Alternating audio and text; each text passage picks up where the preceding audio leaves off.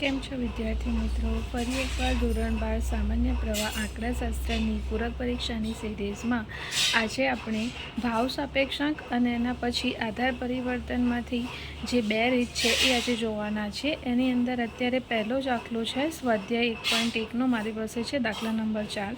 તો અહીંયા તમને આપેલું છે કે બળતણને લગતી 5 વસ્તુઓના વર્ષ 2012 થી 2014ના ભાવ તમને આપેલા છે. 2012 છે એને આપણે આધાર વર્ષ લેવાનું છે અને 5 વસ્તુઓના ભાવના સામાન્ય સૂચક આંકની ગણતરી કરવાની છે. હવે આની અંદર તમને કીધેલું છે કે તમારે શેની આધારે ગણવાનું છે? ભાવ સૂચક આંકને આધારે ગણવાનું છે. એટલે આપણે આધાર વર્ષમાં P0 અને ચાલુ વર્ષમાં P1 એ રીતે કરતા હતા અને જે પહેલું સૂત્ર મેં તમને ગઈકાલે સમજાવ્યું હતું એ રીતે દાખલો ગણીશું. તો રકમમાં તમે જોઈ શકો છો કે અહીંયા તમને વીજળી, ગેસ, દિવાસળી, કેરોસીન અને લાકડું એનો 2012 અને 2014નો ભાવ અનુક્રમે આપેલો છે. અહીંયા આપણને કહી દીધું કે 2012ને શું લેવાનું છે? આધાર વર્ષ લેવાનું છે, બરાબર. અને 2014 છે એને આપણે શું લઈશું? ચાલુ વર્ષ લઈશું. એટલે 2012માં શું ફરક પડ્યો અને 2014માં ભાવની અંદર કેટલો ફરક પડ્યો એના ભાવ સાપેક્ષના આધારે આપણે ગણતરી કરીશું. એટલે એક વર્ષની અંદર કેટલો ભાવ હતો અને પછી જેમ જેમ સમય વધતો ગયો એમ શું ભાવની અંદર ફરક આવ્યો, વધારો થયો કે ઘટાડો થયો, એને આપણે કહીશું ભાવ સાપેક્ષની રીતે ગણતરી, બરાબર. તો અહીંયા આપણને જોઈએ કે આધાર વર્ષ શું લેવાનું? 2012. એટલે આપણે એને કહી દઈશું P0, બરાબર છે. કારણ કે આ બધાનું શું છે? ભાવ છે. એટલે આપણે એને P0 કીધું. જો ક્વોન્ટિટી આપી હોત તો આપણે એને Q0 કહીએ, એટલે જથ્થો. જો ચાલુ વર્ષ આપણે શું લઈ લેવાનું હવે? 2014, જેને આપણે P1 કહીશું.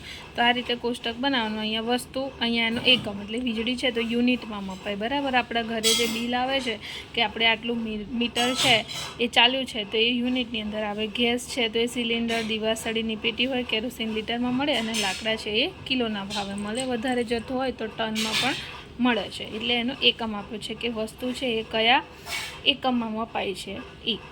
ચલો હવે 2012ની અંદર જુઓ, વીજળી છે એ 3 રૂપિયા પ્રતિ યુનિટ હતી એમ, એટલે 1 યુનિટ વાપરો તો 3 રૂપિયા થાય.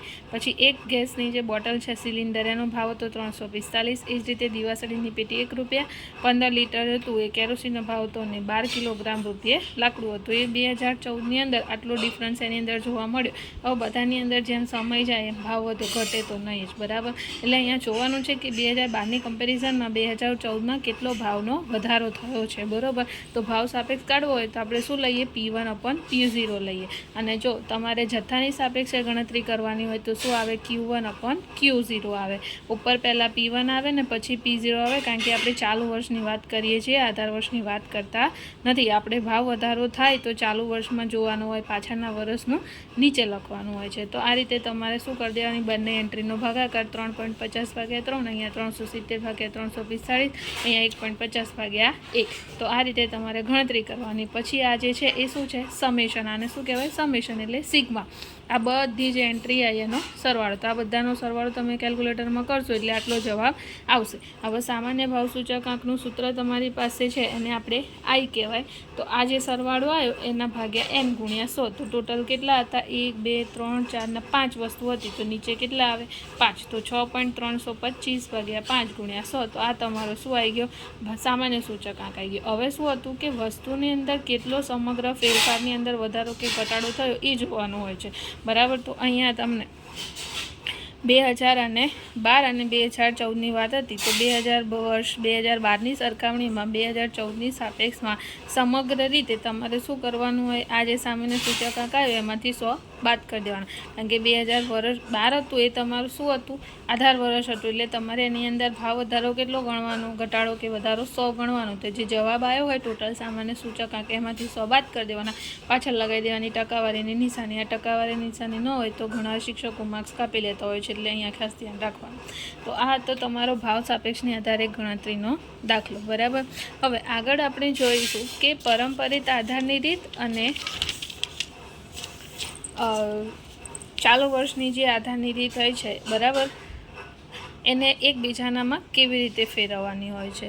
તો જો અહીંયા આપણે જોઈએ કે જો ચલની કિંમતોની મૂળ માહિતીના બદલે આપણને ડાયરેક્ટ એવું જ આપી દીધું હોય કે અચલ આધારે અને પારંપરિક આધારે સૂચકાંક આપેલો હોય, તમને બીજી કોઈ માહિતી ન આપી હોય, મૂળ માહિતી ન આપી હોય, તમને ડાયરેક્ટ સૂચકાંક આપેલો હોય, ત્યારે શું થાય કે ત્યારે કાં તો તમારે અચલ આધારમાંથી પારંપરિકમાં ફેરવવું પડે, અથવા તો રીત નંબર 2માં શું હોય છે, પારંપરિકમાંથી અચલ આધારમાં ફેરવવું પડે છે. બરાબર. હવે આ ક્યારે યુઝ થાય તો કે જ્યારે ટૂંકા ગાળાની અંદર કોઈ ફેરફાર ઊભો થાય ને ત્યારે આપણે ગણતરી કરવી મુશ્કેલ બની જતી હોય છે કે કેટલો ભાવ સાપેક્ષ થયો. ત્યારે આપણે શું કરવું પડે કે જે આપણને મૂળ માહિતી રકમ અત્યાર સુધી જે આપણે જોઈ એવું કંઈ ના આપેલું હોય, તમને સૂચકાંક આપેલા હોય, તો જો અચલનો સૂચકાંક આપેલો હોય તો તમારે પારંપરિક આધારમાં ફેરવવાનો, અને પારંપરિકનો આપેલો હોય તો તમારે અચલમાં ફેરવવાનો. તો અહીંયા જો ધારો કે તમને અચલ આધારનો સૂચકાંક આપ્યો હોય તો તમારે પારંપરિક શોધવો પડે. તો પારંપરિક આધારે સૂચકાંક શું થાય, ચાલુ વર્ષનું સૂચકાંક ભાગ્યા અગાઉના વર્ષનું સૂચકાંક ગુણ્યા 100, જે સૂત્ર હતું એનું એ. હવે જો અહીંયા એક નોંધ આપેલી છે ખાસ ધ્યાનમાં લેવાની કે જો દાખલામાં આધાર વર્ષનો ઉલ્લેખ ન હોય તો તમારું પ્રથમ વર્ષ હોય ને એ જ તમારો પારંપરિક આધાર સૂચકાંક 100 લઈને દાખલો ગણવાનો, અને જો આધાર વર્ષનો ઉલ્લેખ કરવામાં આવ્યો હોય તો પ્રથમ વર્ષ હોય એને જ આપણે અચલ આધારને પારંપરિક આધારનો સૂચકાંક લઈ લઈશું. હવે બીજું છે કે જો તમને પારંપરિક આપેલું હોય તો તમારે એને શેમાં ફેરવવાનું, અચલ આધારના સૂચકાંકમાં ફેરવવાનું છે. તો ચાલુ વર્ષનું સૂચકાંકનું સૂત્ર શું હોય તો કે ચાલુ વર્ષનો પારંપરિક આધારે સૂચકાંક ગુણ્યા અગાઉના વર્ષનું સૂચકાંક ભાગ્યા 100. અહીંયા પણ તમને નોંધ આપી છે કે પ્રથમ વર્ષમાં પારંપરિક આધારના સૂચકાંકને જ પહેલા વર્ષનો અચલ આધારનું સૂચકાંક ગણવાનું છે. તો આ બંને સૂત્રો અને જે નોટ્સ આપેલી છે તમારે ખાસ ધ્યાનમાં રાખવાનું છે. બરાબર છે. ચલો, આશા રાખું છું કે સૂત્રમાં ખબર પડી ગઈ હશે. તો આપણે એક દાખલો જોઈએ. ચલો, અહીંયા સ્વાધ્યાય 1.2નો આપણે પહેલો દાખલો જોઈએ. એક રાજ્યમાં વર્ષ 2008થી 2014 સુધીના કૃષિ ઉત્પાદનમાં પારંપરિક આધારે સૂચકાંક આપેલો. જુઓ, હવે તમને સૂચકાંક આપ્યો છે. અત્યાર સુધી તો તમને મૂળ માહિતી આપતા હતા. ગઈકાલે જે મેં પહેલો દાખલો કરાવ્યો હતો પહેલા લેક્ચરની અંદર એની વાત છે. અહીંયા તમને શું આપ્યું છે, સૂચક આંક આપેલો છે. જુઓ રકમમાં, એટલે તમારે કયું સૂત્ર લેવું પડે તો કે અચલ આધારે આપ્યું છે તો પારંપરિક આધારે આપ્યું છે, તમારે ફેરવવાનું છે એમાં અચલના આધારે. અહીં આધાર વર્ષ કહી દીધું છે 2007, તો તમારે એ પ્રમાણે ગણતરી કરવાની છે. ચલો, અહીંયા વર્ષ 2008થી 2014નો ડેટા આપેલો છે, કૃષિ ઉત્પાદનનો સૂચકાંક આપેલો છે. બરાબર. કીધેલું છે કે 2007ને આધાર વર્ષ તરીકે લેવાનો, તો 2007 હોય એનો સૂચકાંક આપણે કેટલો લઈ લેવાનો, 100. બરાબર, કારણ કે આગળના વર્ષની કોઈ માહિતી આપણા જોડે નથી એટલે. ચલો, હવે અચલ આધારનું સૂત્ર શું છે તો કે ચાલુ વર્ષનો પારંપરિક આધારે સૂચકાંક ગુણ્યા ચાલુ વર્ષનું અગાઉનું વર્ષ હોય એનો અચલના આધારે સૂચકાંક ભાગ્યા 100. ચલો, તો હવે કોષ્ટક બનાવી દઈશું. વર્ષ તમને આપેલા હતા 2008થી 2014, કૃષિ ઉત્પાદનનો સૂચકાંક આપેલો છે, અને અહીંયા સૂત્ર છે. બરાબર. સૂત્ર શું હતું, અચલ આધારે સૂચકાંક હોય તો ચાલુ વર્ષનું સૂચકાંક ગુણ્યા અગાઉના વર્ષનું સૂચકાંક ભાગ્યા 100. તો ચાલુ વર્ષનું તો 100 છે, અગાઉનું વર્ષ 2007 હતું એ તમારું શું હતું, આધાર વર્ષ હતું. હવે આધાર વર્ષનું સૂચકાંક તો આપણા જોડે છે નહીં, જે આપણે કેટલો લેવાનો, 100 લેવાનો. તો અહીંયા 100 ગુણ્યા 100 અને સૂત્રના ભાગ્યા 100. તો આ 100 તો ગયા, તો જવાબ શું આવશે, 100. 2009નું સૂચકાંક 110 છે, તો શું આવે, ચાલુ વર્ષનું સૂચકાંક ગુણ્યા ચાલુ વર્ષના અગાઉના વર્ષનું સૂચકાંક. અગાઉનું વર્ષનું સૂચકાંક કેટલો આવ્યો, 100. તો આ અહીંયા આવી જશે ભાગ્યા 100. 100 ગયા એટલે 110. ચલો, ફરીથી ચાલુ વર્ષનું સૂચકાંક ગુણ્યા અગાઉના વર્ષનું સૂચકાંક. અગાઉના વર્ષનું સૂચકાંક હતો 110 ભાગ્યા 100. તો અહીંયા તમારો જવાબ આવી જશે. તો અહીંયા તમારો દાખલો એટલે પૂરો થઈ જાય છે. બરાબર છે. એવી જ રીતે અહીંયા તમને બીજો દાખલો આપેલો છે કે 2007 અને 2008ને આધાર વર્ષ તરીકે લઈ યંત્ર સામગ્રીના જથ્થાબંધ ભાવના અચલ આધારના સૂચકાંક પરથી પારંપરિક મેળવવાનો છે. બરાબર. ચલો, આધાર વર્ષ લેવાનું છે 2007થી 8, તો એનો સૂચકાંક કેટલો હોય, 100. જો આધાર વર્ષ આપેલું હોય તો સૂચકાંક લેવાનો કેટલો, 100 જ લેવાનો. આ યાદ રાખો. હવે પારંપરિક આધારનું સૂચકાંકનું સૂત્ર મૂકી દો તો કે ચાલુ વર્ષના અચલ આધારે સૂચકાંક અગાઉના વર્ષના અચલ આધારે સૂચકાંક ગુણ્યા 100. તો આ રીતે તમારે દાખલો ગણવાનો. ચાલુ વર્ષનો 117.4 સૂત્રના ગુણ્યા 100 અને અગાઉના વર્ષનો કેટલો લીધો, 100 ગયા. આ એન્ટ્રી તો અહીંયા જ આવશે. હવે ચાલુ વર્ષનો કેટલો, 118. અગાઉના વર્ષનો કેટલો, 117.4 અથવા તો આ એન્ટ્રી અહીંયા ગુણ્યા 100 આ જવાબ આવી જશે. અહીંયા તમારો દાખલો પૂરો થઈ જાય છે.